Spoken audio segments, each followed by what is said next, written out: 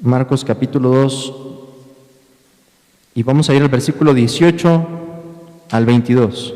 Marcos capítulo 2, versículo 18 al 22. Si ya lo tienen ahí, les pido que se pongan en pie. Evangelio según Marcos capítulo 2, versículo 18. Así dice la palabra de Dios. Y los discípulos de Juan y los de los fariseos ayunaban, y vinieron y le dijeron: ¿por qué los discípulos de Juan y los de los fariseos ayunan y tus discípulos no ayunan? Jesús les dijo: ¿acaso pueden los que están de bodas ayunar mientras está con ellos el esposo? Entre tanto que tienen consigo al esposo, no pueden ayunar. Pero vendrán días cuando el esposo les será quitado, y entonces en aquellos días ayunarán. Nadie pone remiendo de paño nuevo en vestido viejo. De otra manera, el mismo remiendo nuevo tira de lo viejo, y se hace peor la rotura. Y nadie echa vino nuevo en odres viejos. De otra manera, el vino nuevo rompe los odres, y el vino se derrama, y los odres se pierden. Pero el vino nuevo en odres nuevos se ha de echar. Amén. Pueden tomar asiento, hermanos. Oremos. Señor, pedimos de tu gracia en este momento que nos des entendimiento en tu palabra. Ayúdame a exponerla con claridad. Ayúdanos, Señor, a profundizar en este pasaje por la luz que tu Espíritu Santo imparte a nuestras almas. Concédenos entender más, Señor, seguir conociendo más a Cristo y de la obra que Él ha traído a favor de tu iglesia. Ayúdanos, Señor, sigue obrando entre nosotros y atrae también con esas cuerdas de amor a los que todavía no te conocen. Te lo pedimos en el nombre de Jesús. Amén.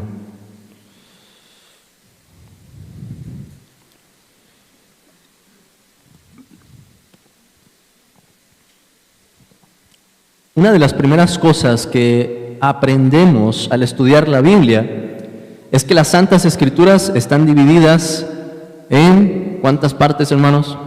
2 partes, el Antiguo y el Nuevo Testamento, 2 grandes partes. Se trata de un dato básico, creo que es parte incluso de la cultura general de nuestro país, que la mayoría de las personas saben. Si no saben ubicar los libros de la Biblia, al menos saben que hay 2 grandes partes, el Antiguo Testamento y el Nuevo Testamento. Y aunque se trata de un dato básico, no deja de ser muy profundo. Tal y como la historia universal se divide en 2 periodos o 2 grandes periodos, antes y después de Cristo, así también tenemos en la Biblia un antes y un después de la primera venida del Señor. Lo que cambia entre esas 2 épocas, hermanos, no es la cualidad de la revelación. La revelación de Dios sigue siendo veraz, sigue siendo fiel, tanto en el Antiguo como en el Nuevo Testamento. El Antiguo Testamento y el Nuevo Testamento son infalibles, son inerrantes, y etcétera. Todas las cualidades que la Escritura tiene son necesarios y son inspirados. Igualmente, lo que cambia, hermanos, cuando pasamos al Nuevo Testamento es la medida de esa revelación. Un ejemplo es pensar en una semilla. El Antiguo Testamento es una semilla. ¿Y qué encontramos en el Nuevo Testamento? La flor que brota de esa semilla. El Antiguo Testamento se presenta a modo de promesa y profecía. ¿Qué encontramos en el Nuevo Testamento? Mayormente, cumplimiento. De hecho, si empezamos a leer el Evangelio según Mateo, desde el primer capítulo encontramos esa declaración que dice: para que se cumpliese lo que dice la Escritura, para que se cumpliese lo que dijo Isaías, para que se cumpliese lo que dijo Jeremías. Y algo similar hemos encontrado en Marcos, que así comienza el Evangelio, como está escrito en el profeta Isaías, veíamos en el capítulo 1. En el Nuevo Testamento encontramos entonces el cumplimiento, una explicación del cumplimiento de las promesas y las profecías que encontramos en el Antiguo. Piensen en las expresiones que encontramos en la Biblia que nos hablan del carácter nuevo de esta revelación. Por ejemplo, cuando el Señor estaba celebrando la última cena con sus discípulos, les habló de algo nuevo. ¿Qué les dijo, hermanos? Les habló de un nuevo pacto. Ese nuevo pacto ya había sido anunciado por el profeta Jeremías, Antiguo Testamento. Pero cuando llegamos al Nuevo Testamento encontramos que el cumplimiento de ese nuevo pacto, la celebración de ese pacto, se hace con la sangre de Cristo. En el Nuevo Testamento encontramos la expresión nuevo nacimiento. Jesús estaba hablando con Nicodemo y le dice que le era necesario nacer de nuevo, un nuevo nacimiento. Encontramos también en Juan 13:34 que el Señor dice, un mandamiento nuevo os doy. Y ya habíamos visto, hermanos, anteriormente, hace ya bastante tiempo, en la primera carta de Juan, que la novedad en ese mandamiento no es que no fuera conocido, ¿verdad? Porque el Antiguo Testamento ya nos dice que hay que amar a nuestro prójimo como a nosotros mismos. La novedad en ese mandamiento es la frescura, la medida de revelación con la que ese mandamiento se presenta, los matices del significado que adquiere cuando vemos el amor de Cristo. La Escritura también nos dice, 2 Corintios 5:17, el que está en Cristo, nueva criatura es, o como también puede traducirse, nueva creación es. El Nuevo Testamento nos habla también de un nuevo hombre. La humanidad estaba dividida, judíos y gentiles. Había una barrera de separación. Cristo vino e hizo de los dos, nos dice la carta a los Efesios, un nuevo y solo hombre. Trajo reconciliación con Dios, trajo reconciliación también en la humanidad. La Escritura nos habla, en la segunda carta de Pedro, de cielos nuevos y tierra nueva. Y por último, encontramos en el libro de Apocalipsis que Jerusalén es llamada la Nueva Jerusalén. Hermanos, ¿qué necesidad hay de utilizar ese lenguaje de nuevo, nuevo, nuevo, nuevo? Es algo que se repite mucho en el Nuevo Testamento. Espero que hayan notado que nuestro pasaje hace un contraste también entre lo nuevo y lo viejo. El Señor dice al final, en el versículo 21, habla de un remiendo de paño nuevo en vestido viejo. Y habla también de vino nuevo en odres viejos, y que es necesario que el vino nuevo esté en odres nuevos. Es decir, este pasaje utiliza o comparte ese mismo lenguaje en el que el Nuevo Testamento nos habla de la novedad y la medida de esta revelación. Novedad en el sentido en el que hemos visto su cumplimiento en Cristo. Jesús nos enseña entonces en esta porción que Él vino, hermanos, a inaugurar una nueva época en la historia de la redención. Ya lo habíamos visto cuando el Señor habla del reino. Y recuerden que el Evangelio según Marcos, como en los Evangelios sinópticos, una de las claves para entender qué nos está diciendo el Señor en sus discursos, piensen por ejemplo en sus parábolas, es entender el concepto del reino de Dios. Cristo viene a traer su reino y con ese reino una nueva época. Por tanto, hermanos, era de esperarse que sus discípulos se caracterizaran por una actitud alegre mientras que tenían al Mesías entre ellos. Y vamos a ver que el Señor habla con ese lenguaje del esposo, tomando del Antiguo Testamento. Por eso, el ayuno no cuadraba bien mientras que Cristo estuviera con ellos. Ese es en resumen lo que vamos a ver esta mañana. Cristo nos dice que ha venido a traer una nueva época, ha venido a transformar las cosas. Y por tanto se esperaba de sus discípulos que mientras que el Mesías estaba con ellos, mientras que lo tenían presente, la actitud que reflejara y la práctica de su piedad fuera caracterizada por la alegría. Y el ayuno entonces no cuadraría bien allí. Pero vamos a ver que Jesús habla de un tiempo en el que el ayuno sí iba a cuadrar, cuando el esposo les fuera quitado. Y vamos a distinguir entonces también cómo esa nueva época debería también cambiar la práctica del ayuno. Pero a eso vamos a llegar en un momento. En primer lugar, hermanos, vamos a ver 3 puntos, pero en primer lugar vamos a ver la pregunta sobre el ayuno, que es lo que tenemos en el versículo 18, la pregunta sobre el ayuno. Después vamos a ver, en segundo lugar, la respuesta de Jesús. La pregunta sobre el ayuno y la respuesta de Jesús. Nos dice el versículo 18, y los discípulos de Juan y los de los fariseos ayunaban. Y vinieron y le dijeron, ¿por qué los discípulos de Juan y los de los fariseos ayunan y tus discípulos no ayunan? Este es el tercer encuentro en el que se nos habla de una pregunta. El primer encuentro había sido cuando el Señor sana al paralítico, pero esa pregunta había estado en la mente de los escribas. Todavía no decían nada, pero el Señor sabía que tenían esa pregunta. Después vemos en el segundo encuentro que la pregunta ahora se les hace a sus discípulos: ¿por qué su maestro come con los publicanos y con los pecadores? Y en este tercer encuentro, hermanos, ahora se acercan directamente al Señor. Y es una pregunta frontal, hay un cuestionamiento aquí. Ahorita vamos a ver de qué forma. Tanto Juan el Bautista como los maestros entre los fariseos practicaban el ayuno. De hecho, por lo que podemos deducir de la parábola del publicano y el fariseo, en el Evangelio según Lucas, los fariseos ayunaban 2 veces a la semana. Es lo que el Señor dice, y seguramente refleja parte de la práctica de estos hombres. Vean que el ayuno, o la palabra ayuno o el verbo ayunar se repite varias veces.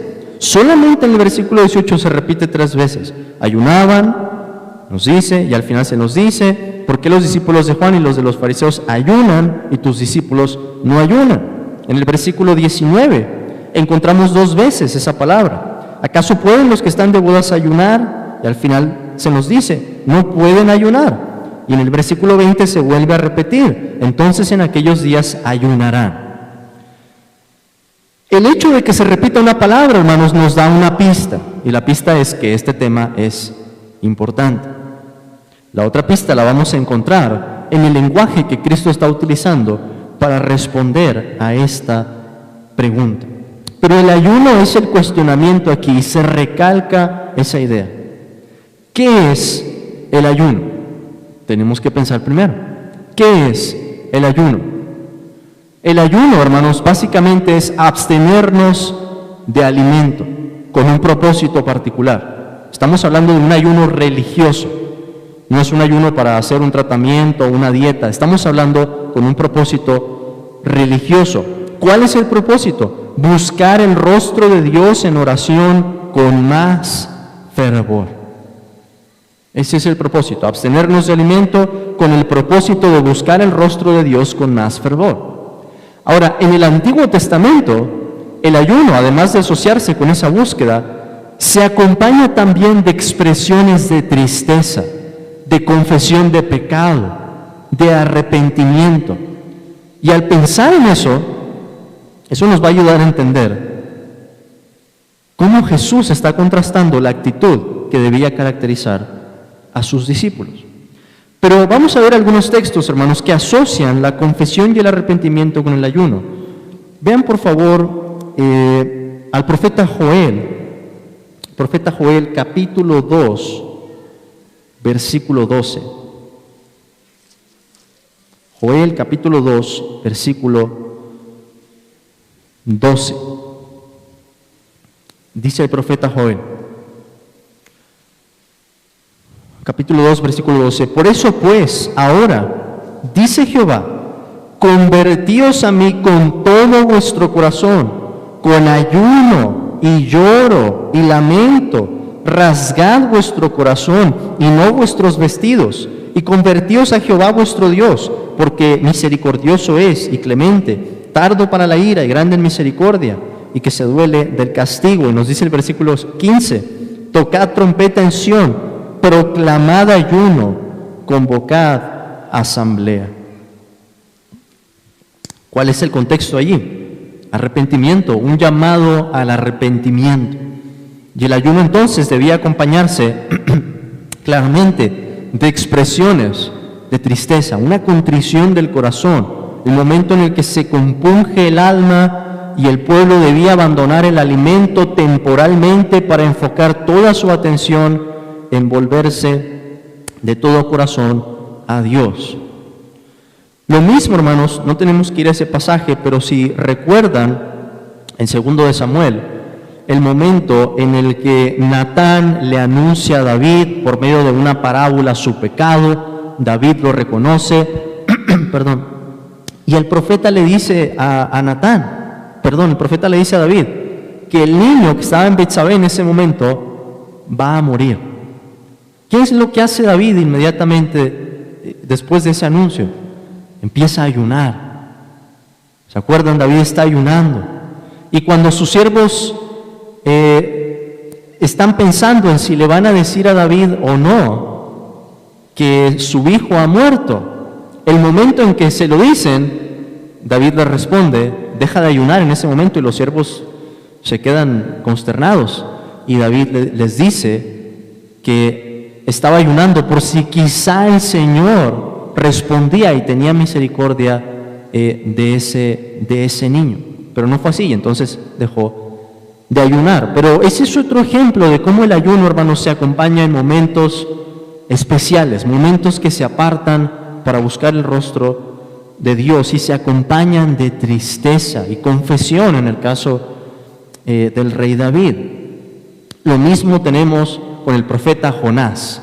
Cuando Jonás comienza su anuncio a la ciudad, les dice, de aquí a 40 días Nínive va a ser destruida por completo. ¿Qué es lo que pasa con el pueblo? El rey convoca al pueblo y manda un ayuno, hasta de los animales, para ver si quizá Dios tenía misericordia de ellos. Y fue así. Estas son algunas referencias en el Antiguo Testamento que nos hacen ver la actitud que correspondía al momento del ayuno. Una actitud de tristeza, una actitud de necesidad, una actitud de urgencia y una actitud también de arrepentimiento y confesión. Y el ayuno, hermanos, vamos a ver, esto lo hace más impactante. Es una práctica que se encuentra también en el Nuevo Testamento, pero a eso llegamos en un momento. Si dos grupos que eran en un sentido tan distintos como los de los fariseos y los discípulos de Juan ayunaban, ¿por qué los discípulos de Jesús no? Este era un detalle contrastante. Piensen, hermanos, esto era parte de la piedad que se encontraba en el Antiguo Testamento. Y es una práctica buena, si tiene un buen propósito y si es hecho de la manera correcta. Pero era un cuestionamiento del tipo de piedad que estaría enseñando el Señor Jesús. Por eso digo que era un ataque, era un cuestionamiento frontal. Nosotros estamos ayunando y tus discípulos no ayunan. ¿Qué diría eso de ti, Señor? Y esto nos impacta más si reconocemos que Jesús mismo ayunó. ¿No es cierto? Mateo 4, Lucas capítulo 4, el Señor ayuna por 40 días. Y el Señor asume que sus discípulos vamos a ayunar. Mateo capítulo 6, ¿cuándo pues hagas ayuno? Nos habla de la oración, nos habla del hacer misericordia y nos habla del ayuno. ¿Por qué entonces hay algo aquí, hermanos, como que no cuadra?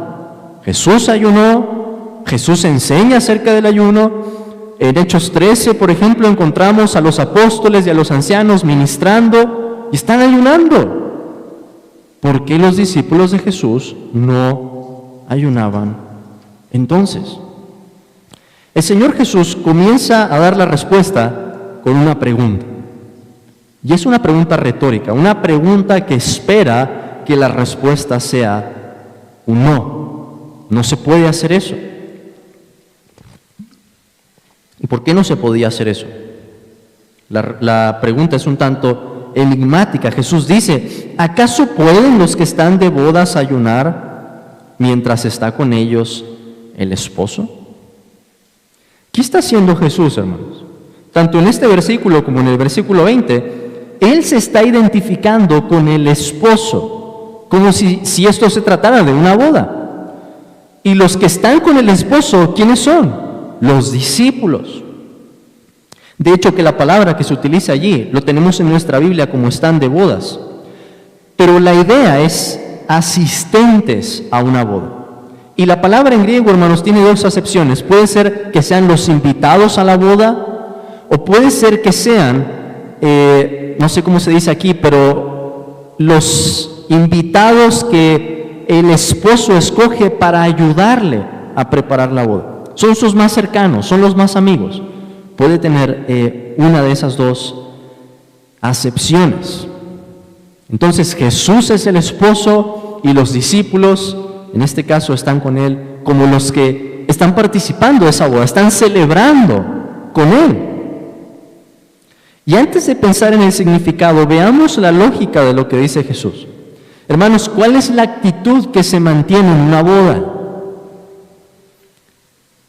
Si ustedes fueran a invitar a alguien a su boda y vieran que esa persona está triste, lo ven así llorando, lo ven confundido, lo ven ausente, primero se preocuparían, ¿no? Pero en un sentido dirían, esa actitud no cuadra aquí, contrasta con lo que está pasando. Aquí venimos a celebrar, a disfrutar, a alegrarnos, a tener un banquete juntos. ¿Cómo se vería una boda entonces en la que la gente está allí ayunando y entristecida? Pues pensaríamos que quizá tienen un problema, quizá padecen de salud mental, quizá padecen en su cuerpo, tienen alguna enfermedad y no pueden participar de ese gozo. No lo sé, pero las bodas son tiempos de gozo y de regocijo. Las bodas son tiempo de banquete. Y por eso Jesús nos dice, esa actitud que acompañaba al ayuno en el Antiguo Testamento no correspondía al momento en el que estaban los discípulos. Ahora, Jesús, hermanos, toma esa imagen del esposo. Esto no es algo fortuito, no es solamente una ilustración o un ejemplo. Esto es algo que viene del Antiguo Testamento. Vean por favor Isaías, el profeta Isaías, capítulo 54. Isaías 54, versículo 5.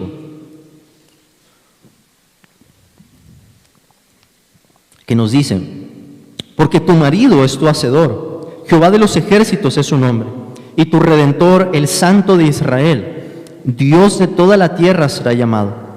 Porque como a mujer abandonada y triste de espíritu te llamó Jehová, y como a la esposa de la juventud que es repudiada, dijo el Dios tuyo, por un breve momento te abandoné, pero te recogeré con grandes misericordias. Con un poco de ira escondí mi rostro de ti por un momento, pero con misericordia eterna tendré compasión de ti, dijo Jehová, tu Redentor.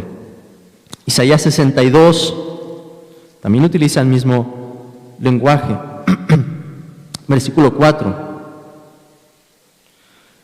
Nunca más te llamarán desamparada, ni tu tierra se dirá más desolada, sino que serás llamada Jefsiba y tu tierra Beula, porque el amor de Jehová estará en ti y tu tierra será desposada. Pues como el joven se desposa con la virgen, se desposarán contigo tus hijos, y como el gozo del esposo con la esposa, así se gozará contigo el Dios tuyo. Estas son solo dos referencias, hermanos, hay más, por ejemplo, en el profeta Jeremías. Pero pensando que el Evangelio según Marcos ha comenzado citando ¿a quién? Como está escrito en el profeta Isaías. Deberíamos pensar que parte de la labor del Mesías al reunir ese pueblo, mientras que va a llevarlos en su camino a un nuevo éxodo, que es lo que vamos a ver en la segunda parte de Marcos. Cristo va por el camino a Jerusalén y las multitudes van siguiéndolo. Deberíamos de pensar también en esta clase de imágenes. El esposo. Isaías nos habla de cómo Dios es el esposo de su pueblo. Lo mismo tenemos aquí, pero Cristo, hermanos, se está identificando como el esposo, el mismo del que nos dice el profeta Isaías, que es Dios. Cristo es el esposo entonces. Cristo va a reunir a su pueblo. Y mientras estaba allí, vamos a ver, la actitud que correspondía no era la del ayuno, sino todo lo contrario. De hecho, hermanos, juntando esa imagen de la boda, del esposo, la fiesta que eso conllevaría, y pensando también en que Jesús habla del vino nuevo, deberíamos de pensar que los profetas también hablan de un banquete. Y es otra de las imágenes que tenemos en el Antiguo Testamento que se empieza a reflejar en los evangelios. Justamente habíamos visto al Señor sentado, comiendo. ¿Con quiénes? Con los publicanos y con los pecadores. Y ahora Jesús agrega esto del esposo, vemos el vino nuevo. ¿Qué nos trae a la mente? Un banquete. Isaías, por ejemplo, en su capítulo 25, Isaías 25, versículo 6, nos habla de esto.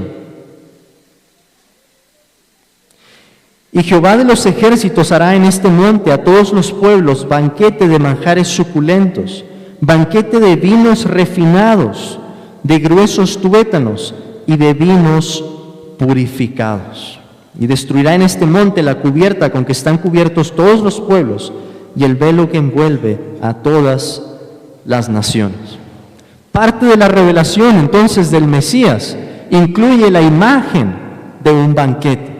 La forma en que Dios habla de esa redención, de ese rescate que iba a traer a su pueblo, incluye expresiones de gozo. Incluye ese banquete. En el profeta Jeremías, capítulo 31, lo dice de esta manera. Jeremías 31, 12. Jeremías 31, 12.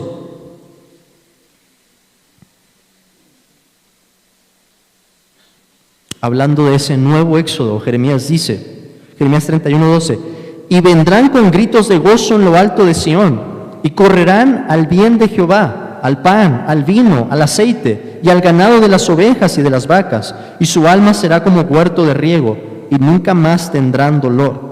Entonces la Virgen se alegrará en la danza, los jóvenes y los viejos juntamente, y cambiaré su lloro en gozo, y los consolaré, y los alegraré de su dolor. Y el alma del sacerdote satisfaré con abundancia, y mi pueblo será saciado de mi bien, dice Jehová. Si el Antiguo Testamento entonces nos habla de cómo el momento de la redención, cuando el Mesías se presentara para rescatar al pueblo y llevarlos en un nuevo éxodo, a una ciudad transformada, a una nueva Jerusalén, tenemos esas expresiones de alegría y de gozo. ¿Cómo podría entonces, hermanos, estar acompañada la primera venida de Cristo de dolor, de tristeza, de conciencias que se están compungiendo?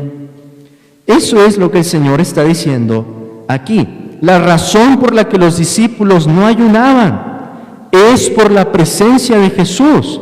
Porque todos esos textos que leímos estaban teniendo su cumplimiento en el esposo. El esposo estaba allí con ellos.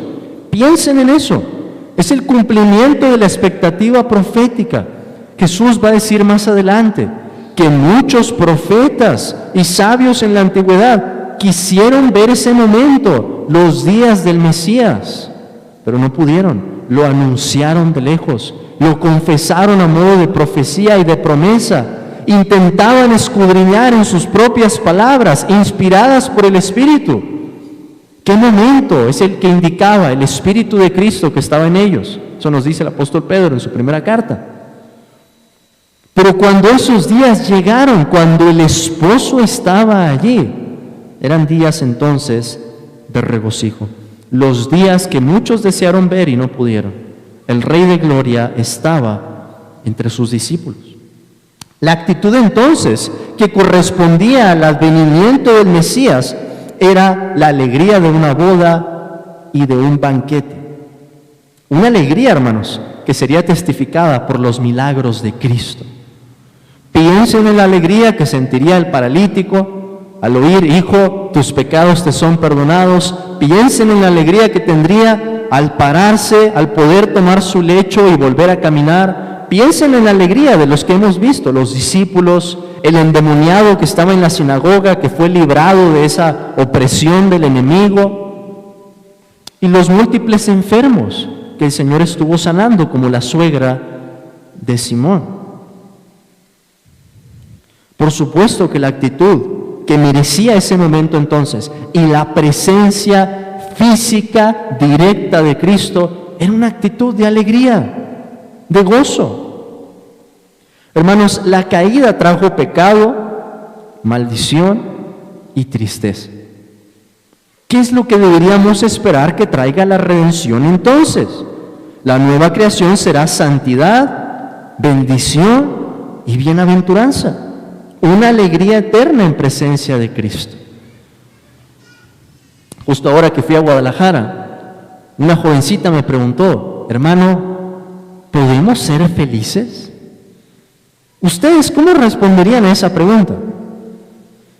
Si un cristiano no ha leído con detenimiento el Nuevo Testamento, va a decir no, ¿verdad? Va a decir no, el mundo nos rodea, Satanás nos persigue, tenemos una carne que lucha contra nosotros. Pero si nos detenemos y decimos: a ver, pero la Biblia habla de gozo, la Biblia habla de alegría, la Biblia habla de una paz que sobrepasa todo entendimiento. ¿Cuál debería ser nuestra actitud entonces? ¿O cómo deberíamos responder esa pregunta? Por supuesto que se puede ser feliz. Claro, hay que entender cuál es el significado de esa felicidad. Si la felicidad se basa en si me está yendo bien o me está yendo mal, si me siento bien o me siento mal, el Nuevo Testamento responde que ese no es el tipo de felicidad que los cristianos tenemos. Pero si con felicidad una persona se está refiriendo a que hay alegría, a que hay gozo, a que hay paz en el corazón, a que el alma se satisface y recibe plenitud, la respuesta es sí, por supuesto que sí. Más vale que respondamos que sí. Ahora, hay que matizar eso y vamos a ver cómo en un momento. Eso se va a cumplir por completo, hermanos, cuando estemos en presencia otra vez directa, en la presencia física del esposo, cuando podamos contemplarlo por vista y no solo por la fe. Pero ya tenemos algo de eso. Y en un momento voy a hablar más de esto. Pero la actitud entonces, y esto es claro o debería ser claro para nosotros ahora, que deberían mantener los discípulos mientras que Cristo estuviera con ellos, era la de alegría, la del banquete, en presencia del esposo, alegrándose con él. Pero Jesús dice en el versículo 20: pero vendrán días cuando el esposo les será quitado, y entonces en aquellos días ayunará. ¿A qué se refiere esto? El esposo les será quitado. Es una referencia a la muerte de Cristo. De hecho, el verbo es un verbo pasivo. Cristo no está diciendo yo me voy a quitar a mí mismo. Cristo está diciendo aquí el esposo les será quitado. ¿Qué nos recuerda eso? El Señor va a hablar después de cómo él iba a ser arrestado, iba a ser azotado, iba a ser asesinado por los de su propia nación. Es una referencia a la muerte de Cristo. Los que se opusieron al Señor en un momento le darían muerte. Y en ese momento, después de su muerte, la actitud correcta, ahora sí, sería tristeza y ayuno. De hecho, la segunda frase que tenemos aquí como entonces en aquellos días, debería ser más bien entonces en aquel día. Jesús está alternando entre el plural y el singular aquí, pero vendrán días cuando el esposo les será quitado, y entonces en aquel día ayunará. Y esto nos dice, hermanos, que hay una tensión, y es lógico si pensamos en el panorama que el Nuevo Testamento nos presenta. El Nuevo Testamento nos dice que estamos viviendo en una época única. Vivimos entre las dos venidas de Cristo. El Señor ya vino, su reino está entre nosotros, pero todavía no vemos la consumación. Todavía esperamos a la segunda venida. Entonces, en ese lapso, Jesús nos está diciendo que el ayuno aplica. El Señor selló con su sangre, como el esposo de la iglesia, el nuevo pacto para tomarnos a nosotros. Pero en esa misma imagen, y al pensar, hermanos, que el esposo no está con nosotros en su plenitud, debería acompañarse entonces una tristeza. Con esto cabe preguntar, ¿cuál es la actitud que el Señor espera que tengamos? ¿Deberíamos ayunar o no como cristianos?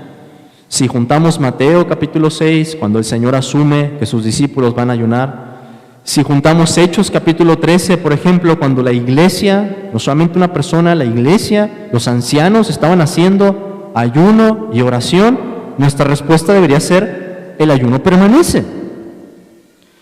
Pero si el esposo no está físicamente presente con nosotros, pero espiritualmente, ¿cuál es la actitud entonces que debería traer consigo el ayuno? Una actitud, hermanos, en la que reflejamos tristeza y alegría. Una actitud con la que reflejamos alegría diciendo: Señor, tú ya has venido, nos has tomado, somos participantes del nuevo pacto, somos tu pueblo y experimentamos la comunión contigo. Pero Señor, esto no es todavía el final de lo que has prometido. Y todavía no hemos recibido esa herencia que has preparado para nosotros en los cielos. Señor, anhelamos que llegue aquel día en que podamos contemplarte cara a cara. Y ahí es donde entra la tristeza, hermanos. La tristeza de una esposa que llora esperando el momento de reunirse con su esposo. La urgencia en la que la esposa dice: yo quiero estar contigo, yo quiero estar contigo. Entonces, en el nuevo pacto, paradójicamente, reflejamos en nuestro ayuno esas dos actitudes. Reflejamos alegría por el esposo, pero también la añoranza de querer tener esa plenitud de comunión con Él, sin ningún estorbo ya, sin ningún pecado, sin ningún enemigo, sea dentro de nuestros corazones o fuera de nosotros, sin ninguna oposición. Vivimos, hermanos, en un periodo privilegiado. El ya, pero todavía no. El reino ha venido en poder, pero todavía no llega su consumación. El reino se ha acercado y está entre nosotros, pero todavía no vemos el final de esta historia. Y la actitud entonces que debería acompañar a esta época involucra esos dos aspectos. Una alternancia, una combinación paradójica entre alegría y tristeza. Si seguimos esta línea de pensamiento, nuestra respuesta debería ser entonces: sí, el ayuno permanece, pero conlleva una idea distinta. No puede ser igual el ayuno del nuevo pacto que el ayuno del Antiguo Testamento. El esposo se ha revelado de manera gloriosa en el Nuevo Testamento. Y los que vivieron bajo el Antiguo Testamento no pudieron ver eso. Lo vieron de lejos. Pero nosotros, hermanos, lo vemos hacia atrás. Es un evento que ya ha ocurrido. Y en este sentido el ayuno se vuelve cristocéntrico. Piénsenlo así. Cristo ha transformado cómo pensamos en la oración. Sí. En el discurso del aposento alto, Juan 13, 14, 15, 16. Jesús nos habla del Espíritu Santo. Jesús dice que pidamos en su nombre, que vamos a recibir, que tenemos confianza, que podemos acercarnos al Padre, que el Padre mismo nos ama, que no nos va a negar entonces si pedimos en su nombre. Cristo transforma nuestra oración. Cristo ha transformado cómo pensamos en la adoración del Antiguo Testamento al Nuevo Testamento. Yo no veo que tengamos un templo o que tengamos un arca. En el Nuevo Testamento Jesús dice, Juan capítulo 2, destruyan este templo y en 3 días lo reedificaré. En Juan capítulo 4, cuando el Señor estaba hablando con la mujer samaritana, le dice que iba a llegar una hora en donde no iban a adorar ya en el templo o en ningún otro lugar, sino que en cualquier lugar iban a adorar al Padre. La oración ya no iba a estar situada en un solo lugar, como lo era en el templo, en el Antiguo Testamento. Cristo ha transformado entonces también la forma en que pensamos del ayuno. Ya hemos visto al esposo por la fe, hemos visto lo que Él ha traído, hemos recibido los beneficios de su obra y por eso nos alegramos, pero al mismo tiempo añoramos su segunda venida. La vida cristiana entonces, hermanos, conlleva tanto alegría como dolor. Y esa debe ser la perspectiva equilibrada que tengamos. ¿Podemos ser felices como cristianos? Deberíamos decir, somos felices, somos plenos, hemos recibido ya la salvación de nuestras almas y la presencia de Dios está con nosotros. El Espíritu Santo mismo ha venido a habitar en nuestros corazones. Pero hay dolor en la vida cristiana, hay lágrimas, por supuesto. Tenemos alegría, el esposo y el Salvador de la iglesia es nuestro Señor Jesucristo, pero dolor, porque lo contemplamos aquí, hermanos, con muchos estorbos y dificultades. Ya añoramos que eso acabe. Vivimos en un mundo trastornado por el pecado. La experiencia apostólica confirma esta paradoja. El apóstol Pablo dice, como entristecidos, mas siempre gozosos. Segunda a los Corintios 6:10. ¿Qué locura alguien puede decir que no conozca al esposo? Pero ¿qué locura semejante es esa? ¿Cómo que entristecidos, mas siempre gozosos? Pero para aquel que ha conocido lo que significa la cruz, lo que significa seguir a un Salvador que fue crucificado y que resucitó al tercer día, puede entender bien estas dos cosas. Que hay gozo en la vida cristiana y ese gozo coexiste con la tristeza y el dolor. Pero el Señor además, hermanos, nos da dos ilustraciones que nos hablan del carácter del reino, el carácter de la revelación con la que Él vino. Y esas dos ilustraciones están en el versículo 21 y 22. En el versículo 21 el Señor dice, nadie pone remiendo de paño nuevo en vestido viejo. De otra manera, el mismo remiendo nuevo tira de lo viejo y se hace peor la rotura. El 22 nos dice, y nadie echa vino nuevo en odres viejos. De otra manera, el vino nuevo rompe los odres y el vino se derrama y los odres se pierden. Pero el vino nuevo en odres nuevos se ha de echar. Esas dos ilustraciones cotidianas resaltan que Jesús vino con una nueva revelación. Él era el cumplimiento de las Escrituras. Él venía, hermanos, como el esposo a traer ese banquete en la redención que Él trajo. Por tanto, Él no venía a enmendar el judaísmo o las formas antiguas de la adoración. ¿Los fariseos necesitaban corrección? Sí, habían entendido mal las cosas. Pero Jesús no venía a enmendar la adoración del Antiguo Testamento. Jesús venía a cumplir y transformar toda la creación y la historia. Y con ello también esas formas externas. En otras palabras, Jesús trajo otra época. Una época en la que vemos por la fe la realidad a la que apuntaba el Antiguo Testamento. El Antiguo Testamento nos hablaba con tipos, con sombras, con símbolos. ¿Cómo nos habla el Nuevo Testamento? Con el cumplimiento de esas cosas. El lenguaje del vino nuevo es la forma de hablar de las realidades que acompañan su venida. Nosotros recibimos ese vino nuevo. ¿Por qué? Porque participamos de ese banquete mesiánico. Recibimos al esposo. El molde de las expresiones entonces de piedad del judaísmo y especialmente de los fariseos no calzaban bien con la revelación del nuevo pacto. ¿Cómo se hubiera reconciliado esas expresiones de tristeza, de escasez, de dolor que encontramos en el ayuno en el Antiguo Testamento con la presencia del esposo. Ya vimos que eso no cuadraba. Y eso, hermanos, no cuadra tampoco con el nuevo pacto. Por eso he dicho que el ayuno permanece, pero el ayuno ha sido transformado. El significado y las cosas en las que estamos pensando al practicarlo son distintas de las que pensaría un creyente en el Antiguo Testamento. Nuestro propósito puede ser el mismo al fin, el querer buscar el rostro de Dios, pero no lo hacemos pensando en las mismas cosas. ¿Qué podemos tomar como aplicación de esto? Es importantísimo que reconozcamos el tiempo en el que vivimos y los beneficios que hemos recibido en el nuevo pacto.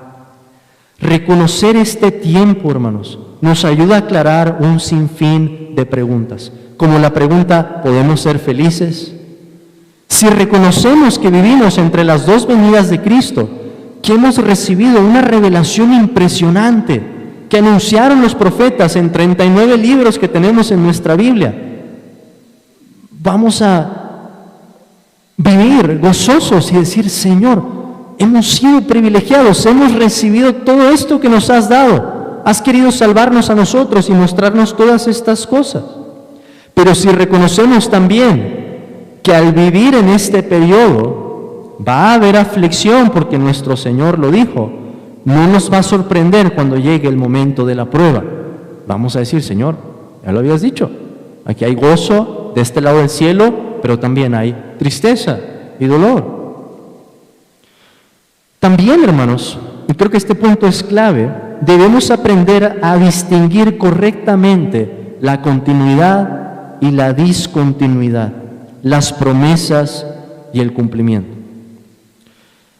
Por ejemplo, los judaizantes en nuestra época, yo sé que ustedes los han escuchado, movimientos que dicen hay que volver a las raíces de nuestra fe. Jesús era judío, hay que estudiar entonces bien el judaísmo, hay que informarnos bien, porque los traductores de la Biblia han cambiado muchas cosas. Y así, hermanos, empiezan a engañar a la gente, a embaucar a la gente. ¿Qué hacen ellos? Ellos hacen exactamente lo que Jesús dijo que no cuadraba. Intentan poner un remiendo con tela nueva a un vestido viejo. Intentan calzar los moldes del Antiguo Testamento con la plenitud de la revelación que encontramos en el Nuevo. Quieren echar el vino nuevo en odres viejos. ¿Y qué es lo que pasa con eso? Se echa a perder. Cuando alguien no distingue correctamente qué cosas continúan del Antiguo Testamento y qué cosas no continúan, han sido descontinuadas. Cuando alguien no distingue esas cosas, llega a un entendimiento muy peligroso. Pasó en la época del apóstol Pablo, le pasó a los apóstoles, hermanos. Hechos capítulo 15, el primer concilio en la iglesia. Hubo algunos que empezaron a enseñar, si no se circuncidan conforme al rito de Moisés, no pueden ser salvos. Y así en nuestra época. ¿Cuál es el problema? No distinguen bien qué continúa y qué no continúa. No pueden distinguir bien que hemos recibido un vino nuevo, que el nuevo pacto es, valga la redundancia, un nuevo pacto.